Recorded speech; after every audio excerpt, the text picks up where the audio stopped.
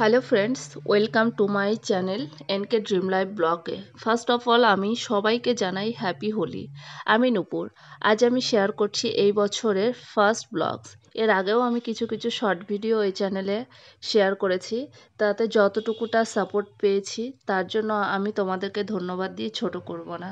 সবাইকে আমি আমার আন্তরিক ভালোবাসা জানাই। এইভাবেই আমার পাশে থেকো। আমি থাকি পশ্চিমবঙ্গের ছোট্ট একটি জেলায়, মালদা শহরে একটি গ্রামে। বেশিরভাগই সময় আমার বাইরেই থাকি কর্মসূত্রে, তাই আমি হয়তো ঘরে থাকার ভিডিও বেশিরভাগ শেয়ার করতে পারবো না। আমার বেশিরভাগই ভিডিওগুলি হবে ফিল্ড ওয়ার্কের, বাইকে বসে, বাসে, ট্রেনে, মার্কেটিংয়ে জার্নি করে বিভিন্ন জায়গাতে। কারণ আমি আয়ুর্বেদিক মেডিসিন নিয়ে কাজ করি, বিভিন্ন জায়গাতে টিম তৈরি করি। আজকে আমি শেয়ার করতে চলেছি তোমাদেরকে এই ভিডিওতে সারাদিন আমি কি করলাম। প্রথমে আমি সকাল সকাল ঘুম থেকে উঠে স্নান সেরে ঝটপট রেডি হয়ে নিলাম। বাইকে বসে বেরিয়ে পড়লাম স্টেশনের দিকে। তারপর ইতিমধ্যে স্টেশনে পৌঁছেও গেলাম এবং সেখান থেকে আমি টিকিট কেটে নিলাম। ট্রেনে উঠে পড়লাম। ট্রেন ছেড়ে দিল, মোটামুটি 5 মিনিটের মধ্যে ট্রেন ছেড়ে দিল। 1 থেকে 1.5 ঘন্টার মধ্যে আমি মালদা পৌঁছে গেলাম। সেখান থেকে সোজা চলে গেলাম কৃত্তিকাকে নিয়ে হোলির জিনিসপত্র কিনতে বিচিত্রা মার্কেটে। ভেতরে অনেকটা ভিড় থাকার জন্য আমরা মার্কেটের বাইরে চলে আসলাম এবং সেখানে দেখছি অনেকগুলো দোকান বসেছে। একটা মেসোমশাইয়ের দোকানে গেলাম এবং ওখানে আমি রঙের কথা জিজ্ঞাসা করলাম যে কি ধরনের রং পাওয়া যায়। কারণ দেখো, আবির মানে এখন কেমিক্যাল যুক্ত থাকে। তো আমি বেসিক্যালি অর্গানিকটাই পছন্দ করি, আর আমি প্রত্যেক বছর অর্গানিক মানে হার্বাল আবিরটাই কেনার চেষ্টা করি। তো ওনাকে জিজ্ঞাসা করলাম, উনি বলল যে পুরোটাই কেমিক্যাল ফ্রি। তখন আমি ওনার কাছে গিয়ে পুরো রঙটা নিয়ে নিলাম। এক একটা রঙের দাম ছিল আপনার মোটামুটি 20 থেকে 25 টাকা শ। সেখান থেকে একটা, দুটো, তিনটে হলুদ কালারের আমি 20 গ্রামের মতো নিয়ে নিলাম। গেরুয়া কালারের নিয়ে নিলাম হচ্ছে 25 গ্রামের মতো। আর হচ্ছে নীল কালারটা নিলাম হচ্ছে 100 গ্রামের মতো। গ্রিন কালারটা নিলাম 200 গ্রাম। আবির কালারটা একটু বেশি নিলাম, 500 গ্রাম নিলাম।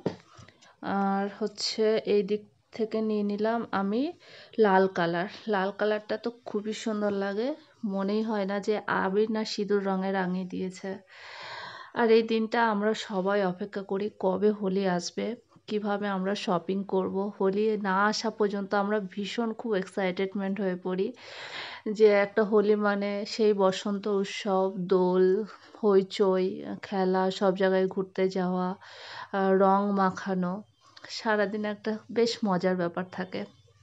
তাই আগের বছরটা তো আমি তোমাদের সাথে শেয়ার করতে পারিনি। এই বছরটা আমি দেখিয়ে দিলাম আমি সারাদিন কি করলাম, কোথায় মার্কেটিং করলাম, কিভাবে আমি আসলাম, কার সাথে আমি ছিলাম, সবটাই তোমাদের সাথে আমি শেয়ার করলাম আজকে। ইতিমধ্যে আমাদের রং কেনা হয়ে গেছে। তারপরে একটু মনে হলো যে মার্কেটটা পুরোটা একবার দেখা যাক। তোমরাও দেখে নাও। অবশ্যই তোমরাও জানিও কি রং কিনেছো, কোথায় থেকে তোমরা আমার ভিডিও দেখছো, কমেন্ট সেকশনে অবশ্যই জানিও। তোমাদের রং খেলাটাও আমাদের সাথে শেয়ার করো, তাহলে খুব ভালো লাগবে। প্রত্যেকের বাড়ি ফিরে একটু ফ্রেশ হয়ে রেস্ট নিয়ে আমাদের কিছু কাজ ছিল। 2-3টা টিম ভিজিট ছিল এবং ডক্টরও ভিজিট ছিল। সেখান থেকে আমরা তুরন্ত বেরিয়ে পড়লাম। যেতে যেতে অনেকটা ডাক্তারের দোকানে পৌঁছেও গেলাম। ওনার সাথে একটু দেখিয়ে নিলাম, যেহেতু অনেকটা দূরে রাস্তা পার হয়ে এসেছি। রায়গঞ্জের কাছাকাছি, মালদা থেকে বাইকেই এসেছি। তাড়াতাড়ি ঝটপট ওনাকে মেডিসিনটা বুঝিয়ে দিয়ে কালেকশন তুলে নিয়ে আবার বেরিয়ে পড়লাম। যেতে আরেকটা আমাদের ডক্টরের চেম্বার পড়বে, ওখানে আর হোল্ড করব না আজকে, নেক্সট টাইম আবার আসবো। যেহেতু সকালবেলা ভোরবেলা বেরিয়েছি, সারা দিন বাজারে মার্কেটে কাজকর্ম করে, হোলির কেনাকাটা করে, যেগুলো সব মার্কেট থেকে অর্ডার তোলা ছিল তাদেরকে সাপ্লাই দিয়ে আবার সেই বেরিয়ে পড়লাম ফেরার পথে। রায়গঞ্জ থেকে মোটামুটি আজকে চাঁচল আসতে হবে, অনেকটাই দূর, তাই জন্য হাইওয়ে ধরেই বেরিয়ে পড়লাম। আসার সময় আমি ট্রেনে এসেছিলাম, কিন্তু এখানে আমাদের হচ্ছে স্যার ছিলেন বাইক নিয়ে, ওখান থেকেই আমি ওনার বাইকে করেই, ডক্টরবাবুর বাইকে করেই বেরিয়ে পড়লাম। আর কোথাও হোল্ড করলাম না। বেলা পড়ায় গড়িয়ে যাচ্ছে, বিকেলের দিক হয়ে গেছে। বাড়ি যেতে যেতে অনেক রাত হয়ে যাবে, সন্ধ্যা হয়ে যাবে। ডালখোলা পর্যন্ত চলে এসেছিলাম, তাই ডালখোলা থেকেই ট্রেন ধরে নেব। ট্রেনের টাইম মোটামুটি তোমার 7:30টার মতো ট্রেনের টাইম। 7:30টার মধ্যে পেয়ে যাব। টিকিট কাটতে যাচ্ছি, টিকিটটা কাটা হয়ে গেলে প্রচণ্ড খিদেও পেয়েছে। ট্রেনে উঠে বসে পড়লাম। ট্রেনে উঠে বসার পরে একটু হাত মুখে জল দিয়ে বসে আছি।